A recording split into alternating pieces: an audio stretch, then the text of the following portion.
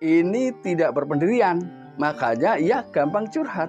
Nah ini nyambung, karena biasanya ketika orang yang tidak berpendirian ngomong sama si A, lalu si A menjawab seperti ini, nurut. Ngomong sama si B, kemudian si B memberikan pandangan seperti ini, nurut. Artinya dia tidak punya prinsip. Makanya orang-orang tersebut, orang-orang seperti itu akan mudah mengalami kelabilan dalam berprinsip.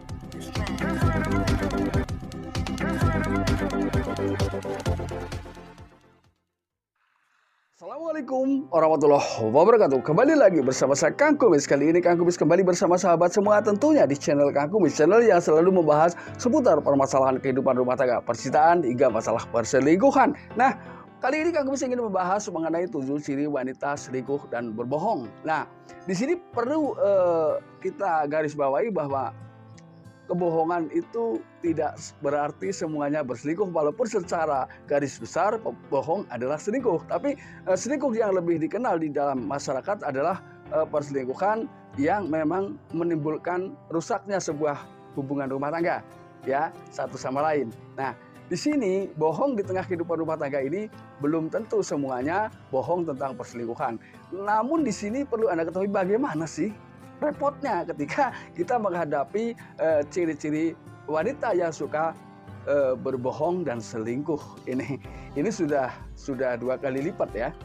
Namun gak ada salahnya sebelum lanjut ke topik, silahkan Anda subscribe, like, dan komen di channel Kang Kumis agar sahabat semua tidak ketinggalan info dan juga kabar terbaru tentunya di channel Kang Kumis. Dan tidak lupa Kang Kumis ucapkan banyak terima kasih kepada sahabat Kang Kumis yang sudah mendukung channel Kang Kumis hingga saat ini. Tanda yang pertama biasanya ketika sudah seperti itu memang menjadi dasar awal seseorang suka berbohong sekaligus berselingkuh adalah suka bohong. Nah, tentunya kebohongan ini memang tidak ada kebohongan yang membuat kita bahagia.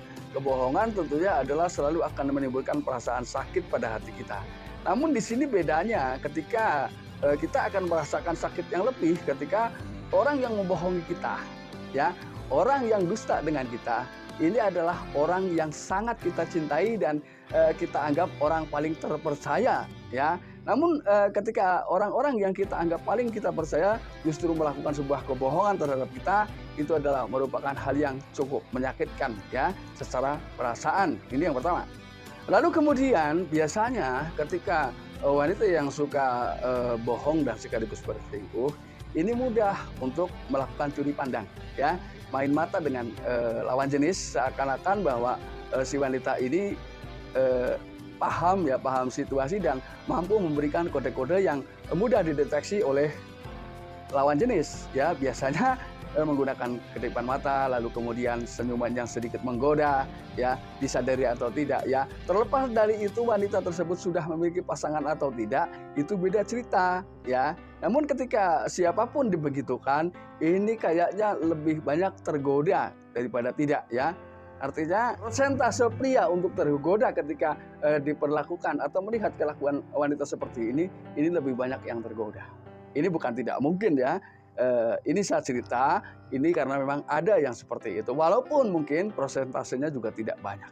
Ini. Lalu kemudian yang ketiga adalah sering menyembunyikan sesuatu.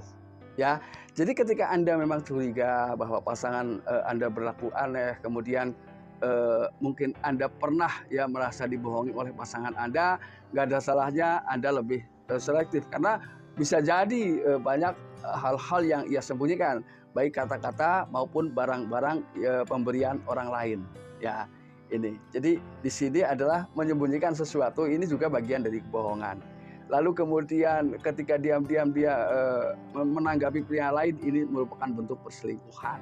Ini yang perlu Anda pahami dengan jelas. Jadi bohong dengan selingkuh memang secara garis besar adalah sama, ya, tapi secara terpisah pun bisa diartikan berbeda, ya. Karena apapun itu, ketika hal yang kita lakukan ini menyakitkan orang lain, maka itu sudah bisa dianggap, ya, terutama yang bersumber dari kebohongan, ini sudah masuk perselingkuhan ini.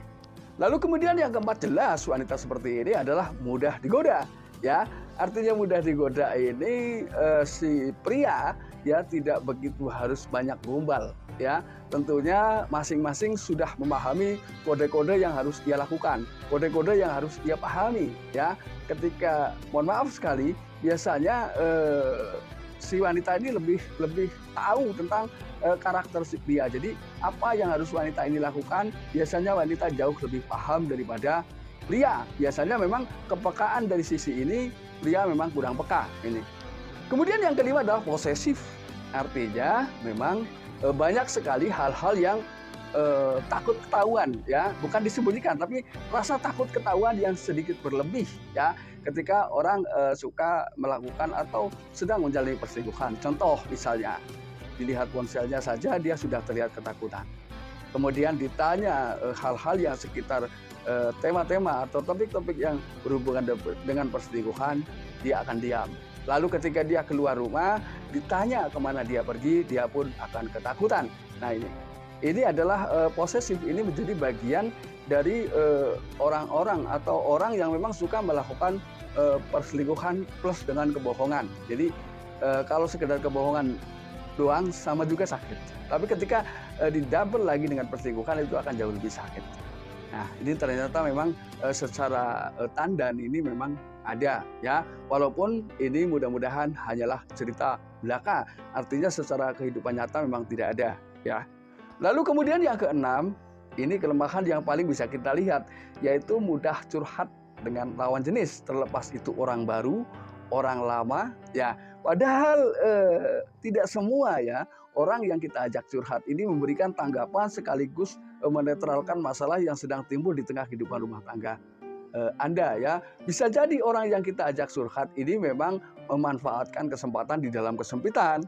Artinya dengan Anda dengan orang itu terus curhat, maka kita akan tahu ya titik kelemahan yang sedang dihadapi oleh keluarga tersebut. Bisa jadi ada ya dimanfaatkan oleh orang-orang tertentu yang memang memiliki keinginan ini. Makanya jadi kalau curhat kita harus yakin dulu bahwa sahabat yang kita ajak curhat ini betul-betul sahabat yang netral dan tidak memiliki kepentingan di dalamnya ini. Kemudian yang ketujuh, ini tidak berpendirian, makanya ia gampang curhat. Nah ini nyambung, karena biasanya ketika orang yang tidak berpendirian ngomong sama si A lalu si A menjawab seperti ini, nurut. Ngomong sama si B, kemudian si B memberikan pandangan seperti ini, nurut. Artinya dia tidak punya prinsip. Makanya orang-orang tersebut, orang-orang seperti itu akan mudah mengalami kelabilan dalam berprinsip, ya, mengalami kelabilan dalam jiwanya sehingga mereka sulit untuk menentukan sikap, ya. Buat sahabat semua yang mungkin bingung di dalam menentukan sikap ketika ada masalah di tengah hidup rumah tangga, nggak ada salahnya perlahan Anda ikuti naluri Anda. Ketika Anda bingung, apa yang harus Anda putuskan. Namun di sisi lain, jangan pernah Anda akhirnya dikendalikan oleh naluri, tapi Anda yang mengendalikan naluri. Artinya di sini secara nalar juga Anda harus berpikir, ya, secara naluri seperti ini, logikanya masuk enggak sih? Ini juga harus dipikir, ya. Ini buat sahabat semua. Nah, itulah sahabat Kang Kumis yang dapat Kang Kumis sampaikan. Mudah-mudahan bermanfaat. Dan akhir kata, salam harmonis bersama Kang Kumis. Wabillahi taufiq wal hidayah. Wassalamualaikum warahmatullahi wabarakatuh dan terima kasih.